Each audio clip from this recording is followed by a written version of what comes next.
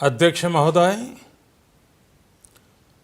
संयुक्त राष्ट्र की 75वीं वर्षगांठ पर मैं भारत के 130 करोड़ से ज़्यादा लोगों की तरफ से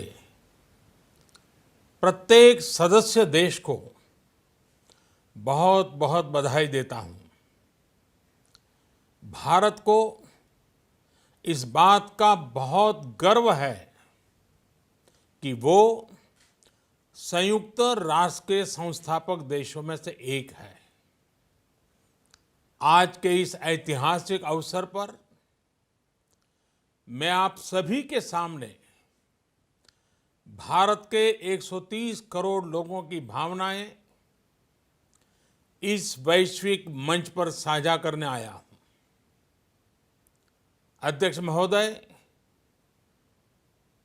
1945 की दुनिया निश्चित तौर पर आज से बहुत अलग थी।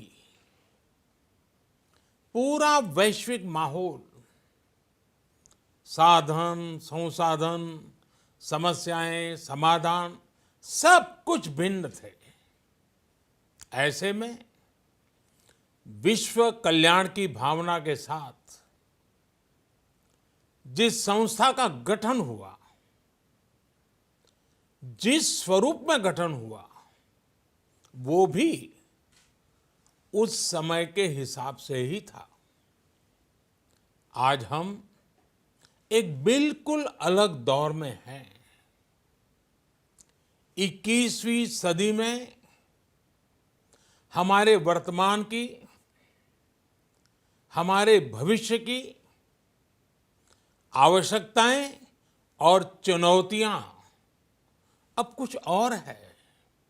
इसलिए आज पूरे विश्व समुदाय के सामने एक बहुत बड़ा सवाल है कि जिस संस्था का गठन तब की परिस्थितियों में हुआ था, उसका स्वरूप क्या आज भी प्रासंगिक है?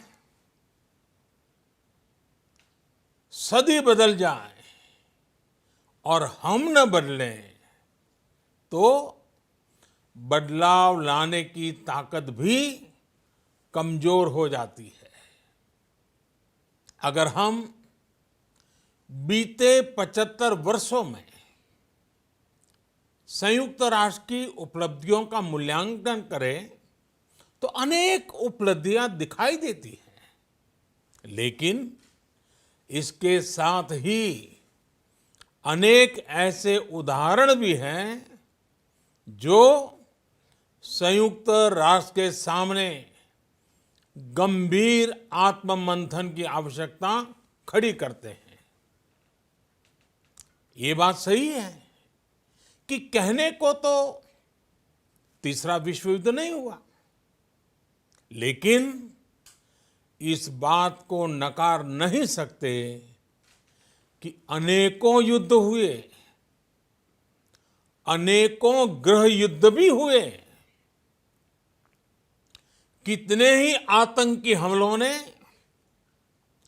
पूरी दुनिया को थर्रा कर रख दिया। खून की नदियां बहती रही।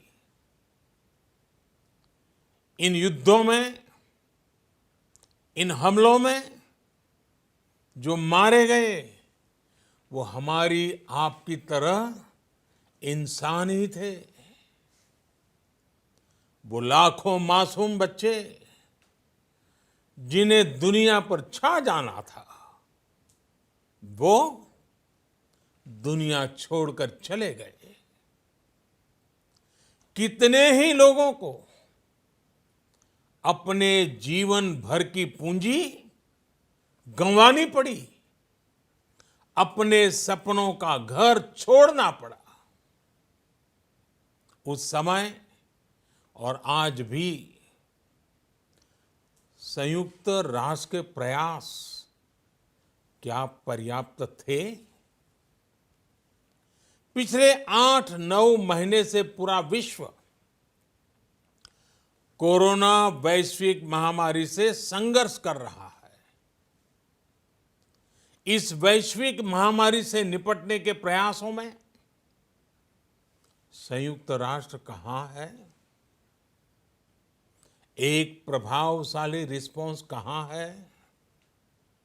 अध्यक्ष महोदय, संयुक्त राष्ट्र की प्रतिक्रियाओं में बदलाव, व्यवस्थाओं में बदलाव, स्वरूप में बदलाव आज समय की मांग है। संयुक्त राष्ट्र का भारत में जो सम्मान है, भारत के 130 करोड़ से ज्यादा लोगों का इस वैश्विक संस्था पर जो अटूट विश्वास है, वो आपको बहुत कम देशों में मिलेगा। लेकिन ये भी उतनी ही बड़ी सच्चाई है कि भारत के लोग संयुक्त राष्ट्र के रिफॉर्म को लेकर जो प्रोसेस चल रहा है, उसके पूरा होने का बहुत लंबे समय से इंतजार कर रहे हैं। आज भारत के लोग चिंतित हैं कि क्या ये प्रोसेस कभी एक लॉजिकल एंड तक पहुंच पाएगा? आखिर कब तक भारत को संयुक्त राष्ट्र के डिसीजन मेकिंग स्ट्रक्चर से अलग रखा जाएगा? एक ऐसा देश जो दुनिया का सबसे बड़ा लोकतंत्र है, एक ऐसा देश जहां विश्व की 18% से ज्यादा जनसंख्या रहती है, एक ऐसा देश जहां सैकड़ों भाषाएं हैं, सैकड़ों बोलियां हैं, अनेकों पंथ हैं, अनेकों विचारधारा हैं, जिस देश ने सैकड़ों वर्षों तक वैश्विक अर्थव्यवस्था का नेतृत्व करने और सैकड़ों वर्षों की गुलामी दोनों को जिया है। अध्यक्ष महोदय, जब हम मजबूत थे तो दुनिया को कभी सताया नहीं।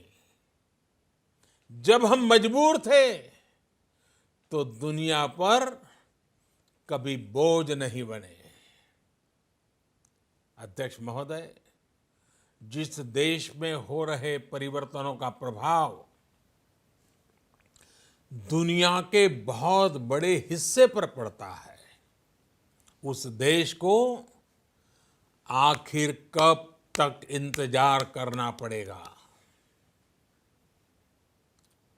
अध्यक्ष महोदय, संयुक्त राष्ट्र जिन आदर्शों के साथ स्थापित हुआ था और भारत की मूल दार्शनिक सोच बहुत मिलती जुलती है, अलग नहीं है। संयुक्त राष्ट्र के इसी हॉल में ये शब्द अनेकों बार गूंजा है, वसुधैव कुटुंबकम। हम पूरे विश्व को एक परिवार मानते हैं। यह हमारी संस्कृति, संस्कार और सोच का हिस्सा है। संयुक्त राष्ट्र में भी भारत ने हमेशा विश्व कल्याण को ही प्राथमिकता दी है। भारत वो देश है जिसने शांति की स्थापना के लिए लगभग 50 पीस कीपिंग मिशंस में अपने जांबाज सैनिक भेजे। भारत वो देश है जिसने शांति की स्थापना में सबसे ज्यादा अपने वीर सैनिकों को खोया है। आज प्रत्येक भारतवासी संयुक्त राष्ट्र में अपने योगदान को देखते हुए संयुक्त राष्ट्र में अपनी व्यापक भूमिका भी देख रहा है। अध्यक्ष महोदय, 2 अक्टूबर को international day of non violence और 21 जून को इंटरनेशनल डे ऑफ योगा, इनकी पहल भारत ने ही की थी। Coalition for disaster resilience infrastructure और इंटरनेशनल सोलर अलायंस, ये भारत के ही प्रयास है। भारत ने हमेशा पूरी मानव जाति के हित के बारे में सोचा है, न कि अपने निहित स्वार्थों के बारे में। भारत की नीतियां हमेशा से इसी दर्शन से प्रेरित रही है। भारत की नेबरहुड फर्स्ट पॉलिसी से लेकर एक्ट ईस्ट पॉलिसी तक, security and growth for all in the region, इसकी सोच, या फिर इंडो पैसिफिक क्षेत्र के प्रति हमारे विचार, सभी में इस दर्शन की झलक दिखाई देती है। भारत की पार्टनरशिप का मार्गदर्शन भी यही सिद्धांत तय करता है। भारत जब किसी से दोस्ती का हाथ बढ़ाता है तो वो किसी तीसरे के खिलाफ नहीं होती। भारत जब विकास की साझेदारी मजबूत करता है तो उसके पीछे किसी साथी देश को मजबूर करने की सोच नहीं होती। हम अपनी विकास यात्रा से मिले अनुभव साझा करने में कभी पीछे नहीं रहते। अध्यक्ष महोदय, पैंडेमिक के इस मुश्किल समय में भी भारत की फार्मा इंडस्ट्री ने 150 से अधिक देशों को जरूरी दवाइयां भेजी हैं। विश्व के सबसे बड़े वैक्सीन उत्पादक देश के तौर पर आज मैं वैश्विक समुदाय को एक और आश्वासन देना चाहता हूं। भारत की वैक्सीन प्रोडक्शन और वैक्सीन डिलीवरी क्षमता पूरी मानवता को इस संकट से बाहर निकालने के लिए काम आएगी। हम भारत में और अपने पड़ोस में फेज 3 क्लिनिकल ट्रायल्स की तरफ बढ़ रहे हैं। वैक्सीन की डिलीवरी के लिए कोल्ड चेन और स्टोरेज जैसी क्षमता बढ़ाने में भी भारत सभी की मदद करेगा। अध्यक्ष महोदय, अगले वर्ष जनवरी से भारत सुरक्षा परिषद के अस्थायी सदस्य के तौर पर भी अपना दायित्व निभाएगा।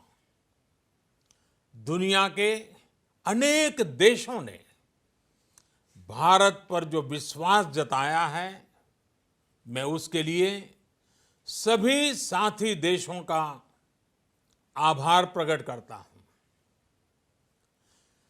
विश्व के सबसे बड़े लोकतंत्र होने की प्रतिष्ठा और इसके अनुभव को हम विश्व हित के लिए उपयोग करेंगे। हमारा मार्ग जन कल्याण से जग कल्याण का है। भारत की आवाज हमेशा शांति, सुरक्षा और समृद्धि के लिए उठेगी। भारत की आवाज मानवता, मानव जाति और मानवीय मूल्यों के दुश्मन आतंकवाद, अवैध हथियारों की तस्करी, ड्रग्स, मनी लॉन्ड्रिंग के खिलाफ उठेगी। भारत की सांस्कृतिक धरोहर, संस्कार, हजारों वर्षों के अनुभव हमेशा विकासशील देशों को ताकत देंगे। भारत के अनुभव, भारत की उतार चढ़ाव से भरी विकास यात्रा विश्व कल्याण के मार्ग को मजबूत करेगी। अध्यक्ष महोदय, बीते कुछ वर्षों में रिफॉर्म, परफॉर्म, ट्रांसफॉर्म इस मंत्र के साथ भारत ने करोड़ों भारतीयों के जीवन में बड़े बदलाव लाने का काम किया है। यह अनुभव विश्व के बहुत से देशों के लिए उतने ही उपयोगी हैं जितने हमारे लिए। सिर्फ 4-5 साल में 400 मिलियन से ज्यादा लोगों को बैंकिंग सिस्टम से जोड़ना आसान नहीं था, लेकिन भारत ने ये करके दिखाया। सिर्फ 4-5 साल में 600 मिलियन लोगों को ओपन डेफिकेशन से मुक्त करना आसान नहीं था, लेकिन भारत ने ये करके दिखाया। सिर्फ 2-3 साल में 500 मिलियन से ज्यादा लोगों को मुफ्त इलाज की सुविधा से जोड़ना आसान नहीं था, लेकिन भारत ने ये करके दिखाया। आज भारत डिजिटल ट्रांजैक्शन के मामले में दुनिया के अग्रणी देशों में है। आज भारत अपने करोड़ों नागरिकों को डिजिटल एक्सेस देकर एम्पावरमेंट और ट्रांसपेरेंसी सुनिश्चित कर रहा है। आज भारत वर्ष 2025 तक अपने प्रत्येक नागरिक को टीबी से मुक्त करने के लिए बहुत बड़ा अभियान चला रहा है। आज भारत अपने गांवों के 150 मिलियन घरों में पाइप से पीने का पानी पहुंचाने का अभियान चला रहा है। कुछ दिन पहले ही भारत ने अपने 6 लाख गांवों को ब्रॉडबैंड ऑप्टिकल फाइबर से कनेक्ट करने की बहुत बड़ी योजना की शुरुआत की है। अध्यक्ष महोदय, पैंडेमिक के बाद बनी परिस्थितियों के बाद हम आत्मनिर्भर भारत के विजन को लेकर आगे बढ़ रहे हैं। आत्मनिर्भर भारत अभियान ग्लोबल इकोनॉमी के लिए भी एक फोर्स मल्टीप्लायर होगा। भारत में आज ये सुनिश्चित किया जा रहा है कि सभी योजनाओं का लाभ बिना किसी भेदभाव प्रत्येक नागरिक तक पहुंचे।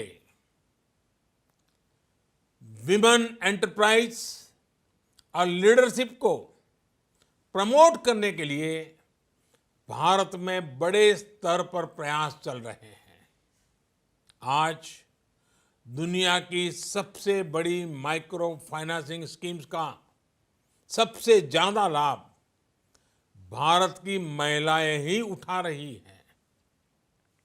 भारत दुनिया के उन देशों में से एक है जहां महिलाओं को 26 वीक्स की पेड मैटरनिटी लीव दी जा रही है। भारत में ट्रांसजेंडर्स के अधिकारों को सुरक्षा देने के लिए भी कानूनी सुधार दिए गए हैं। अध्यक्ष महोदय, भारत विश्व से सीखते हुए, विश्व को अपने अनुभव बांटते हुए आगे बढ़ना चाहता है।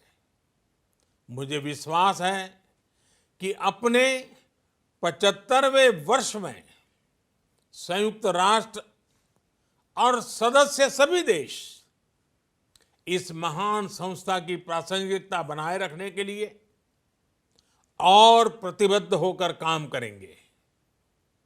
संयुक्त राष्ट्र में संतुलन और संयुक्त राष्ट्र का सशक्तिकरण विश्व कल्याण के लिए उतना ही अनिवार्य है। आइए संयुक्त राष्ट्र के 75वें वर्ष पर हम सब मिलकर अपने आप को विश्व कल्याण के लिए एक बार फिर समर्पित करने का प्रण लें। धन्यवाद।